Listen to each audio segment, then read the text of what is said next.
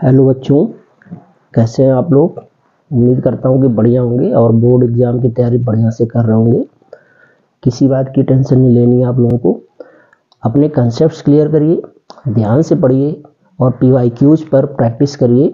Tension लेने की ज़रूरत नहीं है, बी कॉन्फिडेंट। ओके, तो आज के अपने इस लेक्चर में हम डिस्कस करने वाले बच्चों, what is an optical instrument, what is it's magnifying power, and then we will discuss what is simple microscope, then what is compound microscope, how images are formed, and how we go to calculate magnifying power of these optical instruments. Getting my point बच्चों। तो इस चीज़ को बहुत ध्यान देना है और अच्छे से समझना है। क्लियर है? क्योंकि आपको कोई टेंशन लेने की ज़रूरत नहीं है, क्योंकि टेंशन से काम बनने वाला नहीं है। काम तभी बनेगा जब आप प्रैक्टिस करेंगे, मेहनत करेंगे और आप अपने अंदर कॉन्फिडेंस बिल्डअप करेंगे। ओके, तो लेट्स स्टार्ट।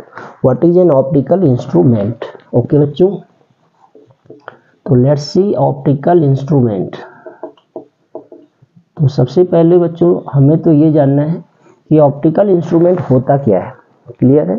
तो let's know what is an optical instrument. Clear है बच्चों? तो ध्यान देंगे, ऑप्टिकल इंस्ट्रूमेंट क्या होता है, which works only in the presence of light। Clear है बच्चों? मतलब ऐसी डिवाइसेस, ऐसे इंस्ट्रूमेंट जो केवल लाइट की प्रेजेंस में वर्क करते हैं, उन्हें हम क्या कह लेते हैं, ऑप्टिकल इंस्ट्रूमेंट कह लेते हैं।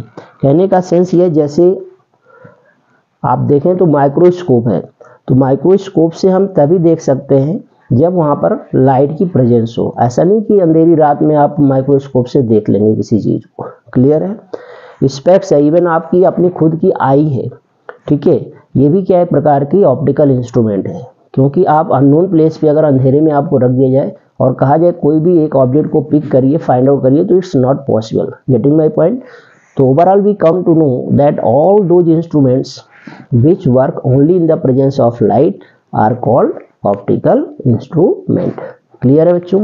अब यहाँ पर ध्यान देना है, दो और टर्म्स जानने हैं। फॉर एग्जाम्पल अगर मैं बात करता हूँ तो आप कह सकते हैं माइक्रोस्कोप, टेलीस्कोप। क्लियर है प्यारे बच्चों? यहीं पर हमें दो और बातें जाननी है। नियर पॉइंट क्या होता है बच्चों, नियर पॉइंट, और फार पॉइंट क्या होता है, near point and far point. बच्चों ध्यान देना, नियर पॉइंट वो कम से कम डिस्टेंस होती है आपकी आंख से जहां पर रखे हुए ऑब्जेक्ट को आप क्लियरली देख पाते हैं। आप कहना सही नहीं रहेगा, बल्कि आप ये कहें हेल्दी आई। अब हेल्दी आई का मतलब ये नहीं होता है कि खूब देखने में भारी भड़कम आंख हो तो आप समझ जाए कि ये हेल्दी आई है। नॉट, हेल्दी आई का मतलब ये है जिस आंख में कोई डिफेक्ट ना हो, कोई दोष ना हो।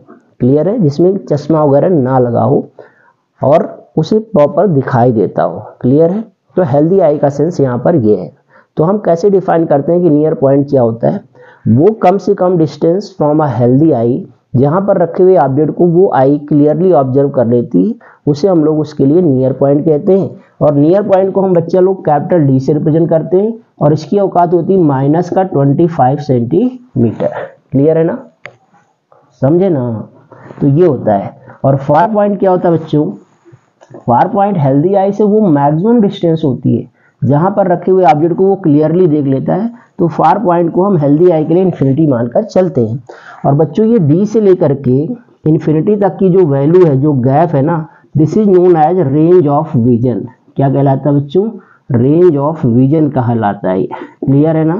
तो रेंज ऑफ विजन क्या है, 25 सेंटीमीटर से लेकर के इन्फिनिटी के बीच का जो गैप है ना, that is known as range of vision. Got my point? Next एक चीज अब यहाँ पर जानना बच्चों कि अकोमोडेशन पावर ऑफ आई क्या होती है। Accommodation power of I, accommodation power of I. Clear है बच्चों? तो आप देखते होंगे, आप अपनी नेचुरल आई से पास पर रखी हुई वस्तु को भी देख पाते हैं अगर आपकी आई में कोई डिफेक्ट नहीं है, और दूर रखे हुए ऑब्जेक्ट को भी क्लियरली ऑब्जर्व कर पाते हैं, देख पाते हैं। क्लियर है? तो हमारी आई के अंदर ऐसा इनबिल्ट प्रॉपर्टी है, फीचर है जिसकी मदद से वो पास के भी ऑब्जेक्ट को क्लियरली देख लेती है और दूर के भी ऑब्जेक्ट को क्लियरली देख लेती है। तो इस फीचर को ही हम अपने आई की अकोमोडेशन पावर कहते हैं या फिर पावर ऑफ अकोमोडेशन कहा जाता है। क्लियर है बच्चों? तो लिखते हैं हम इसे कैसे डिफाइन करते हैं, the ability of eye lens to change its focal length to see near and far objects clearly। Clear है बच्चों? तो उस एबिलिटी को हम लोग क्या कह लेते हैं, अकोमोडेशन पावर ऑफ आई कह लेते हैं। Got my point? क्लियर है ना? मीन्स आई लेंस की वो एबिलिटी, वो फीचर, वो क्वालिटी जिसके चलते वो अपनी फोकल लेंथ को बदल करके, चेंज करके, वेरी करके पास और दूर के ऑब्जेक्ट्स को क्लियरली दिखा पाती है। That feature of eye lens is known as its accommodation power. Got my point? Now we have to know, ध्यान देंगे बच्चों कि मैग्नीफाइंग पावर क्या होता है। बच्चा लोग आपने पढ़ा linear magnification of mirror, linear magnification of lens. तो वो डिस्टेंस के रिस्पेक्ट में हम लोग पढ़े हैं, तो that is known as linear magnification. अब हम एंगल के रिस्पेक्ट में पढ़ेंगे, उसे हम कहते हैं एंगुलर मैग्निफिकेशन। इससे पहले हमें एक जान लेना बेटा कि एंगल ऑफ विजन क्या होता है। क्या चीज? Angle of vision. ध्यान देंगे बच्चों, एंगल ऑफ विजन क्या है?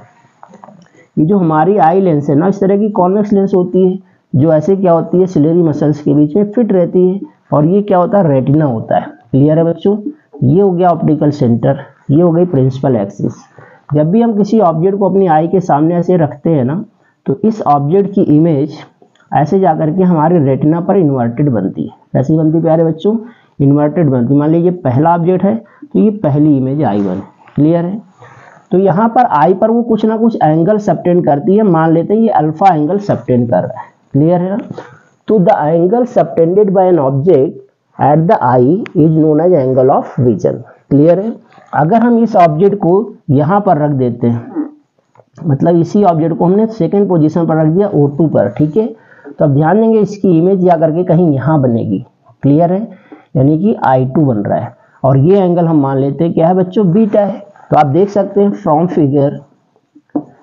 Figure it is quite obvious that beta is less than that of alpha. इसका मतलब जो I2 होगा वो लेस देन दैट ऑफ क्या होगा, I1 होगा। क्लियर है बच्चों? तो ओवरऑल आपको ये जानना है, किसी भी ऑब्जेक्ट का दिखाई देना छोटा या बड़ा ये डिपेंड करता है उसके द्वारा सबटेंडेड एंगल ऑफ विजन पर। अगर किसी भी ऑब्जेक्ट के द्वारा आई पर सबटेंड होने वाला एंगल ऑफ विजन ज्यादा है, मीन्स वो बड़ा दिखाई देगा, और अगर एंगल ऑफ विजन छोटा है तो वो आपको छोटा दिखाई देगा। अब ये दो बातें डिपेंड करेंगी, उसके रिलेटिव पोजीशन पर भी डिपेंड करेगा एंगल का छोटा होना या बड़ा होना। आप देखते होंगे जब कभी हेलीकॉप्टर या एरोप्लेन की आवाज़ आपको सुनाई देती है तो आप तुरंत अपने घरों से निकलकर बाहर ऐसे झांकने लगते हैं, ताकने लगते हैं, और आपको वो हेलीकॉप्टर उड़ता हुआ या एरोप्लेन उड़ता हुआ नजर आता है। बच्चों, आपने गौर किया होगा कि जब वो प्लेन आपके क्लोज आ रहा होता है ना, तो उसका साइज बढ़ता हुआ प्रतीत होता है, और जैसे ही आपसे ओझल हो जाता है, दूर जाने लगता है, आप देखते हो उसका साइज धीरे धीरे क्या होने लगता है, छोटा होने लगता है। तो that is due to the angle of vision. Clear है? तो ध्यान देंगे बच्चों, ये रही बात एंगल ऑफ विजन की। अब हम बात करते हैं बच्चों मैग्नीफाइंग पावर, या फिर इसी को कहा जाता है प्यारे बच्चों angular magnification of an optical instrument या फिर डिवाइस कह सकते हैं। Got my point? तो ऑप्टिकल इंस्ट्रूमेंट का मैग्नीफाइंग पावर क्या होता है, ये हम कैसे डिफाइन करते हैं बच्चों, ध्यान देंगे। क्लियर है? एंगुलर मैग्निफिकेशन को बच्चों हम कैपिटल M से लिखते हैं, और इसके लिए फार्मूला होता है बीटा अपान अल्फा। ध्यान देंगे, बीटा अपान अल्फा, और ये बच्चों यूनिट लेस होता है। कैसा होता है? यूनिट लेस होता है। ये क्वांटिटी कैसी है? यूनिट लेस है। ध्यान देंगे, यहाँ पर बहुत इंपॉर्टेंट पॉइंट है, ये बीटा क्या है और अल्फा क्या है, बहुत गौर से समझेंगे। बीटा क्या होता है बच्चों? This is the angle of vision subtended by image at the aided eye. Aided eye का मतलब जब आप कोई इंस्ट्रूमेंट लगा के देख रहे हो, चश्मा पहन के देख रहे हो, टेलीस्कोप से देख रहे हो, माइक्रोस्कोप से देख रहे हो, उसे कहा जाता है angle of vision subtended by the image at the aided eye. और अल्फा क्या होता है प्यारे बच्चों, ये होता है angle of vision subtended by the object at naked eye. मतलब जब कोई इंस्ट्रूमेंट ना लगा हो, नंगी आंखों से देख रहे हो, नेकेड आई से देख रहे हो, ठीक है, प्लेस्ड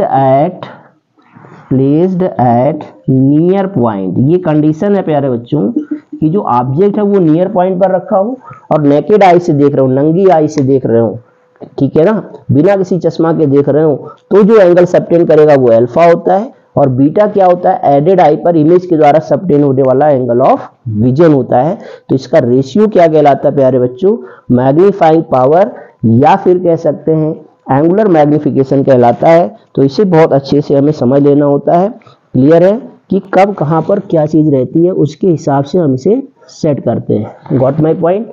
तो ये चीज बच्चों लोग ध्यान देना है। क्लियर है। तो मैग्नीफाइंग पावर क्या है ये तो हम समझ गए, ठीक है। अब हम डिस्कस करने वाले बच्चों, गॉट माई पॉइंट। तो लेट अस सी सिंपल माइक्रोस्कोप। ओके बच्चों, तो सिंपल माइक्रोस्कोप एक डिवाइस है जिसमें सिंपली एक कॉन्वेक्स लेंस होता है जो स्फेरिकल फ्रेम में फिट होता है, इधर मेटालिक और प्लास्टिक। ओके बच्चों, तो ध्यान देना है, it is simply a convex lens fitted in a metallic or plastic spherical frame। Okay बच्चों, गॉट दिस। और ये कुछ इस तरह का होगा, ऐसे मेटालिक या प्लास्टिक का फ्रेम होगा और इसमें ये कॉन्वेक्स लेंस लगा होगा। व्हाट माय पॉइंट, क्लियर है। अब क्या करते हैं, it is used by watchmaker and gold Smith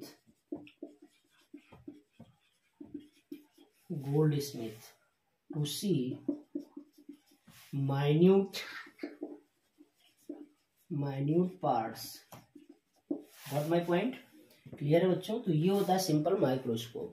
now we will learn how it is used, means what is its image formation and how we get its magnifying power. Okay, तो बच्चों ध्यान देना है, working and image formation की बात कर लेते हैं। Working and image formation, got my point. बच्चों ध्यान दो, इसका वर्किंग क्या है, लेट अस सी। सिंपली एक कॉन्वेक्स लेंस होता है, ध्यान से समझेंगे। ये है कॉन्वेक्स लेंस बच्चों, ये है इसका ऑप्टिकल सेंटर और ये हो जाती है प्रिंसिपल एक्सिस। ये है इसका ऑप्टिकल सेंटर, यहाँ पर ले लेते हैं फर्स्ट फोकस और यहाँ पर मान लो है main focus. Got my point.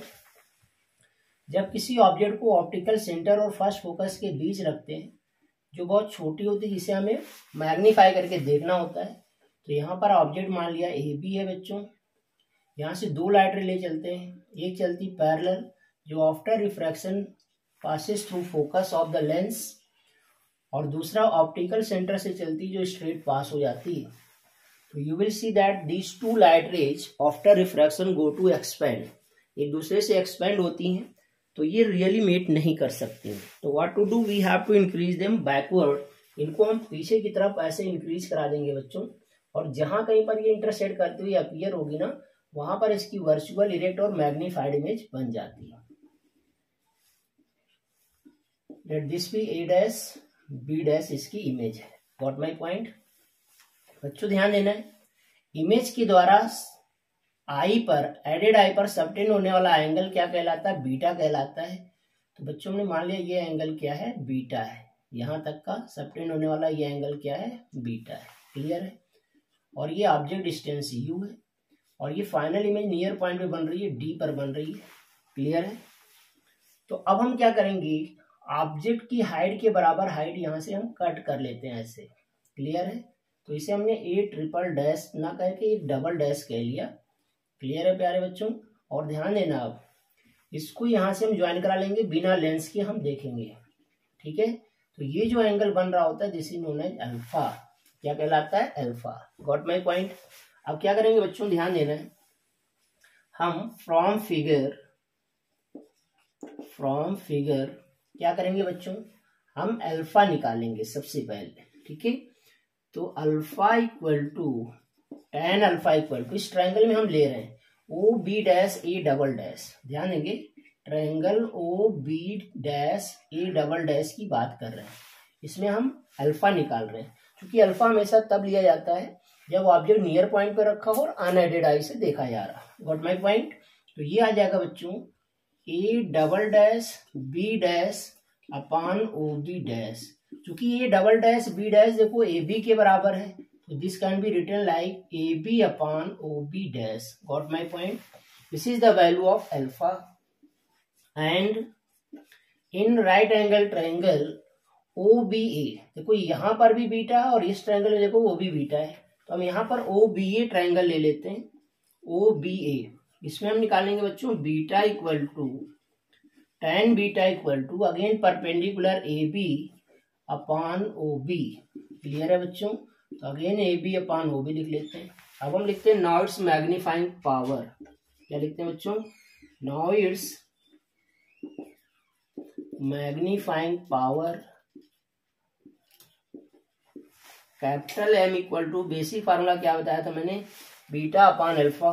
Beta की वैल्यू धर दो यहाँ से, क्या मिलेगा बच्चों, A B upon O B, और इसको इंटू में करके रख दो, तो ये O B dash upon A B.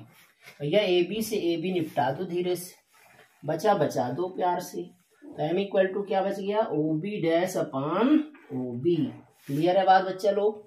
अब ध्यान दो बच्चों, ओ बी डैश की औकात कितनी है, कैपिटल डी, और ओ बी की औकात क्या है, यू। या तो साइन के साथ रख लो माइनस यू माइनस डी, तब भी यही आना है डी अपान यू। तो कुल मिला करके जो basic formula for magnifying power of simple microscope आ रहा है वो आ रहा है बच्चा लोग डी अपान यू। क्या इतनी बात समझ आई। Let this be question number first. So this is the basic formula for magnifying power of simple microscope. Got my point बच्चों, यहां तक बात समझ में आ जाती है। अब हम क्या करते हैं, यहां पर एक सिचुएशन लगाते हैं, कंडीशन लगाएंगे कि जब फाइनल इमेज नियर पॉइंट पे बन रही है तो फोकल लेंथ के टर्म में क्या फार्मूला होना चाहिए, और जब इंफिनिटी पर बनेगी तो क्या फार्मूला होना चाहिए। क्लियर है बच्चों। तो ध्यान देना, लेट अस सी। हम बात करते हैं यहाँ पर when final image is formed at near point. क्या पढ़ेंगे बच्चों, when final image is formed at near point. तो ध्यान देंगे, यहीं से आगे बढ़ाते हैं।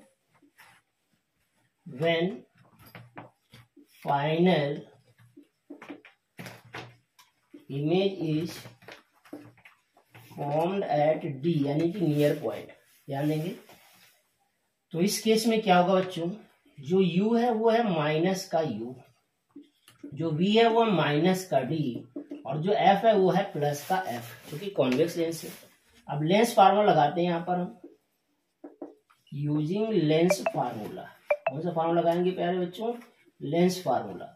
तो क्या होता है, 1 upon F equal to 1 upon V minus 1 upon you.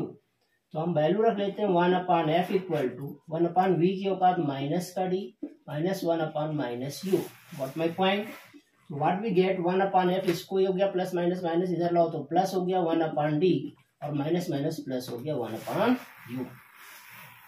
बच्चा लोग देखो आपको चाहिए क्या, डी अपान यू, अपने को 1 अपान यू दोनों तरफ डी से मल्टीप्लाई करा दो। तो डी से मल्टीप्लाई कराओगे तो क्या मिलेगा, d upon f plus d upon d equal to d upon you.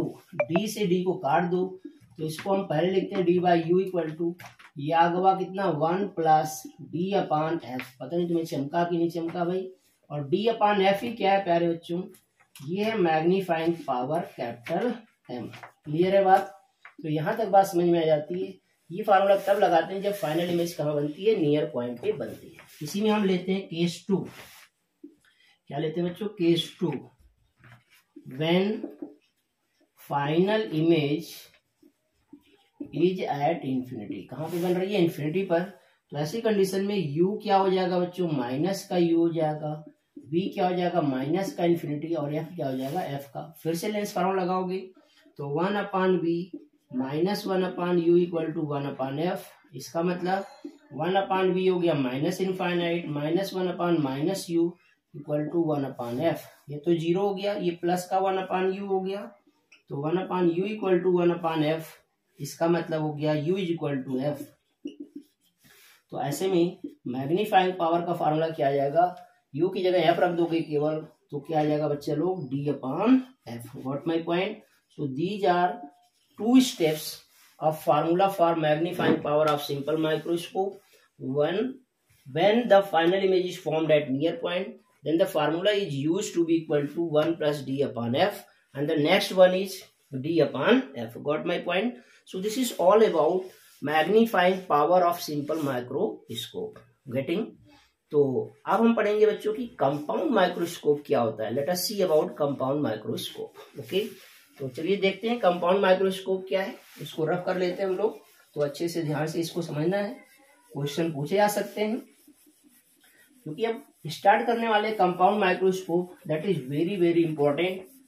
Compound microscope, image formation कैसे होता है और मैग्नीफाइंग पावर का फार्मूला कैसे निकलता है कंपाउंड माइक्रोस्कोप में प्यारे बच्चों।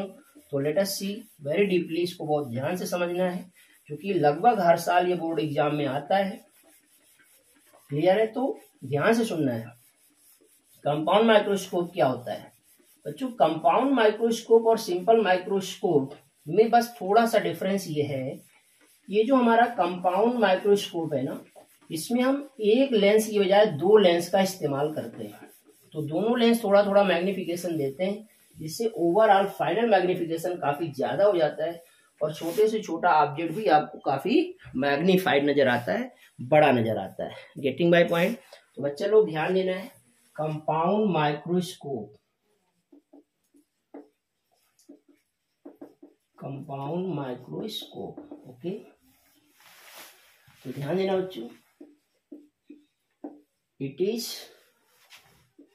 Used to see minute objects magnified and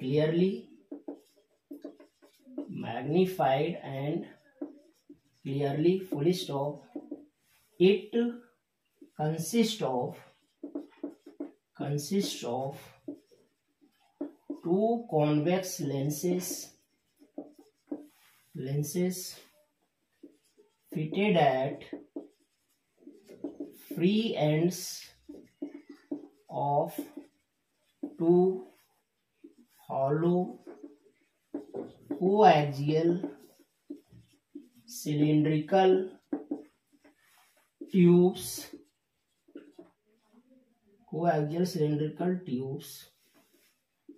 comma, the gap between which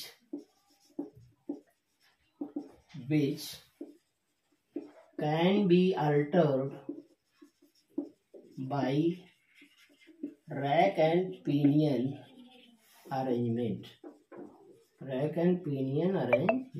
clear बच्चों? रैक एंड पिनियन अरेंजमेंट क्या होता है, ध्यान देंगे। ये हो जाता है जैसे एक सिलेंडर ये लिया मैंने और एक सिलेंडर ये लिया। क्लियर है? एक के ऊपर एक मूवेबल होता है, यहाँ पर एक लेंस होता है और यहाँ पर एक लेंस होता है। ये जो कम फोकल लेंथ, कम अपर्चर का लेंस है ना, इसे हम ओ लिखते हैं ऑब्जेक्टिव, और ये बड़ी फोकल लेंथ, बड़े अपर्चर का जो लेंस है ना, इसे हम ई लिखते हैं आई पीस। ये रैक एंड पिनियन अरेंजमेंट से इसके बीच का गैप हटा सकते हैं, बढ़ा सकते हैं। क्लियर है?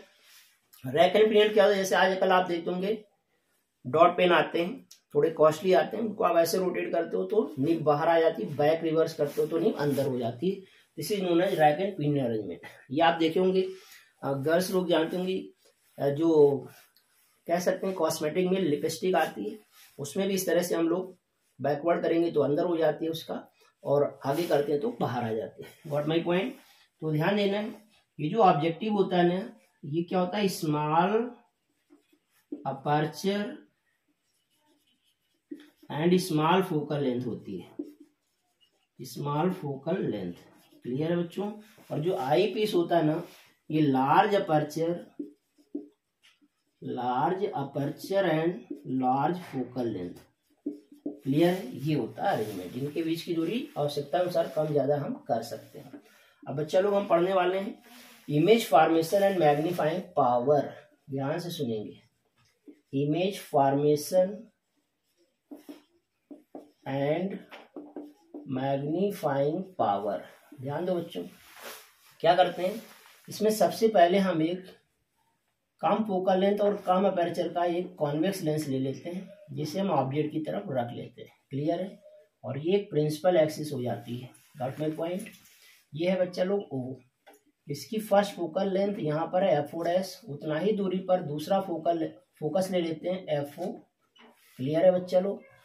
क्या करते हैं बच्चों, इसके फोकस के बियॉन्ड एक कोई माइन्यूट ऑब्जेक्ट रख लेते हैं ए बी।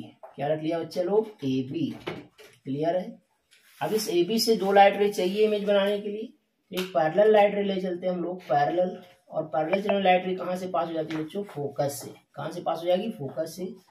दूसरा हम ले चलते हैं बच्चों ऑप्टिकल सेंटर से, तो ऑप्टिकल सेंटर से चलने वाली लाइट रे इधर की तरफ आती है। क्लियर है, ये हो गई। और दोनों कहीं ना कहीं एक दूसरे को क्या करेंगे बच्चों, इंटरसेक्ट करेंगे ऐसे, और जहां पे इंटरसेक्ट करेगी वहां पर क्या बनेगी, इसकी रियल इन्वर्टेड इमेज बन जाती है। कैसी बन जाती है, real inverted image. Got my point. ये हो गया बच्चों ए डैश और बी डैश। क्लियर है, कोई कंफ्यूजन, समझ आती बात। अब ध्यान दो बच्चों, क्या होता है, ये जो इमेज बनी ये दूसरे लेंस के लिए यानी आईपीस के लिए किसका काम करती है, वर्चुअल ऑब्जेक्ट का काम करती है। और यहाँ पर एक दूसरा कॉन्वेक्स लेंस बनाते हैं जो कि बड़ी फोकल लेंथ और बड़े अपर्चर का लेते हैं।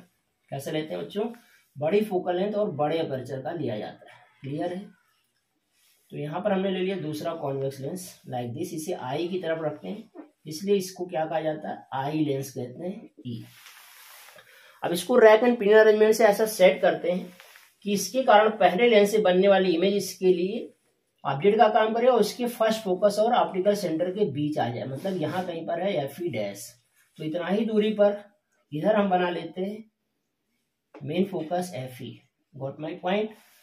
अब यहां से दो लाइट रे चलेंगी, एक चलेगी parallel to the principal axis, will pass from focus, और दूसरा चलती बच्चों ऑप्टिकल सेंटर से निकल जाती है सीधा। तो आप देखते हैं यहाँ पर आई थी, दोनों फिर एक्सपेंड होती हुई नजर आती हैं, तो रियल इमेज बनने से रहा। इनको हम बैक साइड ऐसे इंक्रीज करेंगे बच्चा लोग, और जहां कहीं पर ये एक दूसरे को इंटरसेक्ट करते हुए अपीयर होंगी वहां पर क्या होता है बच्चों, इसकी वर्चुअल और मैग्नीफाइड इमेज बन जाती है। इसे हम कह लेते हैं ए डबल डैश और बी डबल डैश। क्लियर है बच्चों, गॉट माय पॉइंट, ये आ जाता है। Clear, okay. अब क्या करना है, देखो फाइनल इमेज ये बन रही है, तो ये जो एंगल बनाना ये क्या है बच्चों, बीटा है। ये एंगल क्या है, बीटा है। और अगर हम ये इमेज बन रही है कहाँ पे, नियर पॉइंट कैपिटल डी पर। अगर हम लेंस हटा दें सिंपल आई से देखें और ऑब्जेक्ट के बराबर हाइट यहाँ पर अगर हम कट कर लेते हैं ए ट्रिपल डैश, ये जो बी है बच्चों वो ये पॉइंट है, और जो बी डबल डैश है ना वो ये पॉइंट है। क्लियर है, this is B double dash, और यहाँ पर हमने कट कर लिया ए ट्रिपल डैश।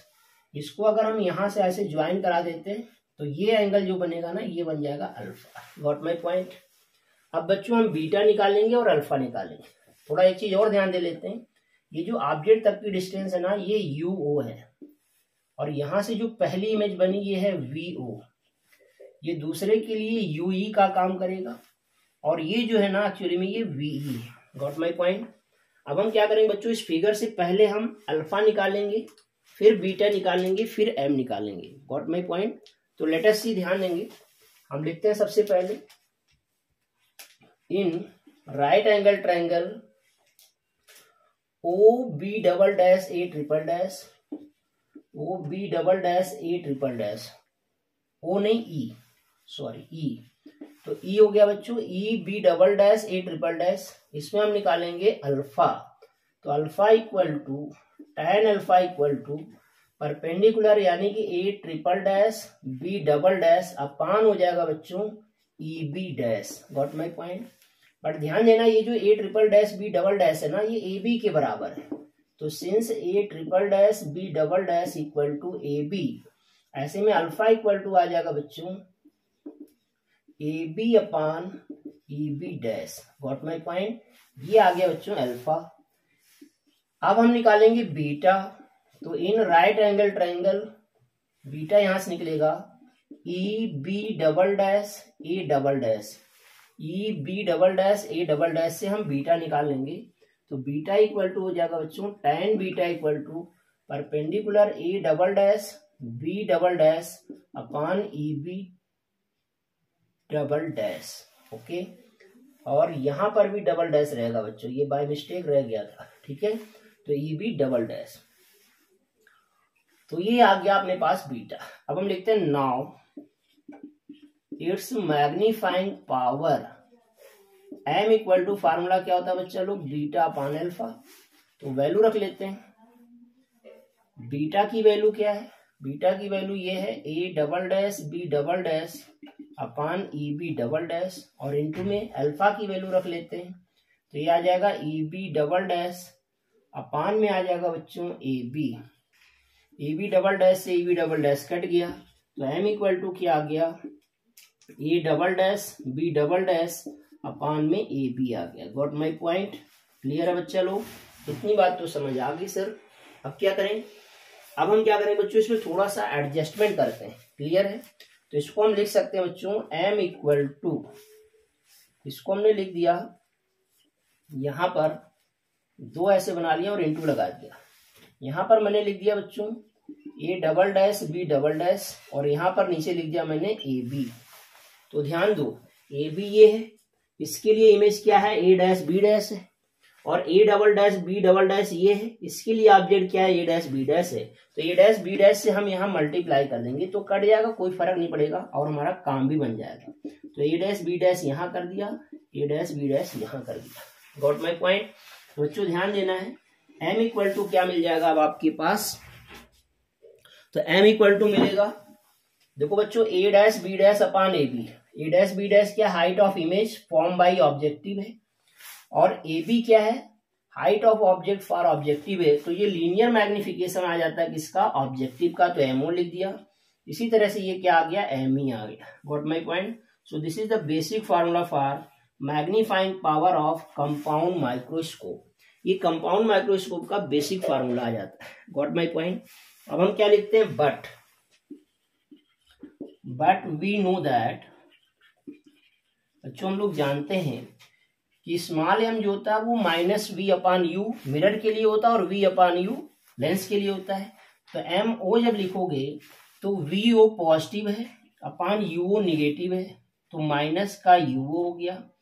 और इसी तरह से जब एम ई लिखोगे तो एम ई देखो, एम ई के लिए वी ई भी निगेटिव है यू ई भी निगेटिव है, तो दोनों निगेटिव है तो पॉजिटिव हो जाएगा, यानी कि ये आ जाएगा वी ई अपान यू ई, और वी को क्या लिख सकते हो डी अपान यू ई लिख सकते हैं। Got my point.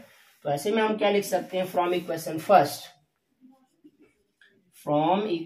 फर्स्ट क्या लिख सकते हो बच्चे लोग, यहां पर लिख सकते हो एम इक्वल टू माइनस का V O upon U in bracket D upon U E. This is the another basic form of formula for magnifying power of compound microscope. तो ये कंपाउंड माइक्रोस्कोप का दूसरा फॉर्म ऑफ फार्मूला आ गया, क्योंकि ये भी basic formula ही है। Got my point. अब हम इसी को एनालाइज करेंगे, एक बार इस फार्मूला को वैलिडेट करेंगे जब फाइनल इमेज नियर पॉइंट पर बन रही है, और एक बार तब वैलिडेट करेंगे जब इन्फिनिटी पर बनती है। Got my point. तो इसमें लिखते हैं बच्चों, ध्यान से सुनेंगे, इसमें हम लिखते हैं, अब ध्यान से हम लिखेंगे when the final image is formed at near point. क्या करेंगे बच्चे लोग, when the final image is formed at near point. Got my point.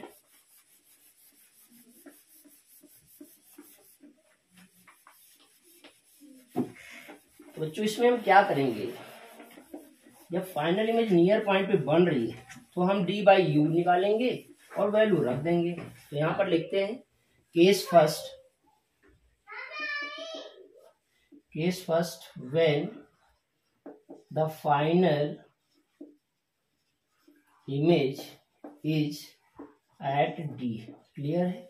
तो बच्चों ध्यान दो, u इक्वल टू है माइनस ui और v इक्वल टू है माइनस का d और f इक्वल टू है एफ ई। आई पीस के लिए इस्तेमाल कर रहे हैं ये फार्मूला।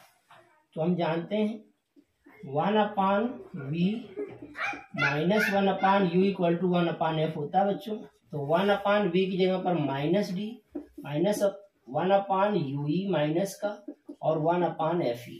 Got my point? तो देखो बच्चों क्या आ जाता है, ये तो प्लस हो गया, तो इसका मतलब हो गया प्लस का 1/ue इक्वल टू उधर जा करके 1/d प्लस 1/fe। लेकिन बच्चों इक्वेशन 2 में हमें d/ue चाहिए, तो d से पूरी इक्वेशन को मल्टीप्लाई करा लेते हैं धीरे से। तो देखो क्या समझ जाएगा, d/ue इक्वल टू भैया d/d प्लस d/fe। डी दे दनादन काट दिया, कोई दिक्कत है? तो देखो क्या बचा बच्चों, d/ue इक्वल टू मिला 1 प्लस d/fe। ऐसे में अब हम मैग्नीफाइंग पावर का फार्मूला m इक्वल टू क्या लिखेंगे, minus vu/u in bracket d/ue की जगह पर लिख सकते हो बच्चा लोग 1 प्लस d/fe। तो ये आ गया मैग्नीफाइंग पावर का formula for compound microscope when final image is formed at near point. And length of compound microscope कैसे आएगा, length of compound microscope, length का मतलब होता है प्यारे बच्चों इन दोनों लेंसेज के बीच का गैप। तो देखो वीओ का मॉड और यूई का मॉड अगर ऐड कर दें तो हमें लेंथ मिल जाएगा। तो एल इक्वल टू हो गया mod of VO plus mod of UE. Got my point? तो ये लेंथ आ जाता प्यारे बच्चों। क्लियर है? तो ये तो रहा तब जब फाइनल इमेज नियर पॉइंट पर बनती है। यहीं पर हम केस 2 डिस्कस कर लेते हैं। Case 2, when final image is at infinity.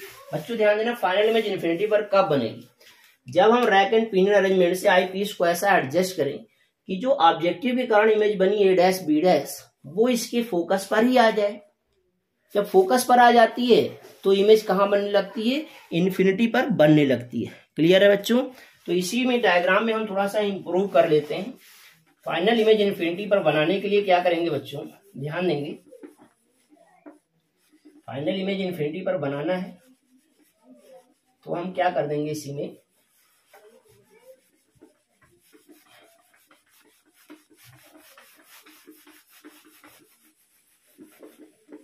ध्यान देना बच्चों, ये था आपका प्रिंसिपल एक्सिस और ये है कॉन्वेक्स लेंस। क्लियर है बच्चों? तो ये हो गया कॉन्वेक्स लेंस आई पीस के लिए और इमेज यहां पर बन रही थी, ये था इसके कारण इमेज। ठीक है? और ये था ए डैश बी डैश। अब बच्चों क्या कह रहा हूं मैं कि इसके फोकस पर ही ये आ जाए ऑब्जेक्ट, मतलब ये आई पीस था ई, तो यही जो बी डैश पॉइंट है यही क्या है, एफ ई डैश हो गया।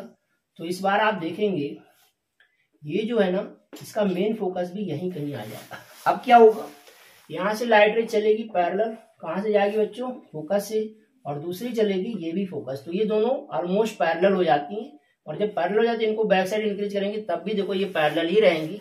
यानी कि ये जो यूई है जैसी एफ ई के बराबर होता है तो फाइनल इमेज जो है वो कहाँ बनती है, इन्फिनिटी पर बन जाती है। तो यही चीज यहाँ पर हम अप्लाई कर लेते हैं बच्चों, ध्यान देना है। जैसे ये अप्लाई करेंगे तो इस केस में u इक्वल टू तो हो गया माइनस का यूई और v इक्वल टू हो गया माइनस का इन्फिनिटी और f इक्वल टू क्या हो गया, एफ ई। तो हम लगाएंगे फिर से lens formula 1/v minus 1/u equal to 1/f। तो देखो 1/v की जगह माइनस इन्फिनिटी माइनस 1/माइनस यूई इक्वल टू 1/fe। ये तो जीरो हो गया, ये प्लस का 1/ui हो गया 1/fe। इसका मतलब ui इक्वल टू क्या हो गया प्यारे बच्चों, fe हो गया। अब ui की वैल्यू डायरेक्ट इक्वेशन 2 में रख देंगे तो ऐसे में क्या बन जाएगा, magnifying power m equal to बन जाएगा माइनस का vu/u इन ब्रैकेट d/fe आ जाएगा। Got my point? So this is the magnifying power of compound microscope when final image is formed at infinity. Let this be question number 4. And length क्या आ जाएगा बच्चों, इस बार आ जाएगा mod of vu plus mod of F E आ जाएगा। Clear है, क्योंकि Yui की औकात किसके बराबर हो गई, एफ ई के। सो this is the length of compound microscope and the final image is formed at infinity. Got my point. तो लेट्स सी बच्चों, ये जो फाइनल फार्मूले में माइनस साइन आ गया ना, माइनस साइन का मतलब ये है कि जो फाइनल इमेज बनती है, जो फाइनल इमेज बनती है that is inverted to the actual object. वो एक्चुअल ऑब्जेक्ट के लिए कैसी रहती है, इन्वर्टेड रहती है and magnified. So this is all about compound microscope. This is very important topic for board as well as competition. तो बच्चों don't forget to practise it. Clear है, इसको ध्यान में रखेंगे। Got my point. तो थैंक यू फॉर दिस। ठीक है, अगर आपको कंसेप्ट क्लियर हुआ हो तो और ज्यादा लोगों को आप इन्फॉर्म करें, शेयर करें, लाइक करें, कमेंट करें और चैनल को सब्सक्राइब करें ताकि लेटेस्ट वीडियो आप तक पहले पहुंचे। Thank you.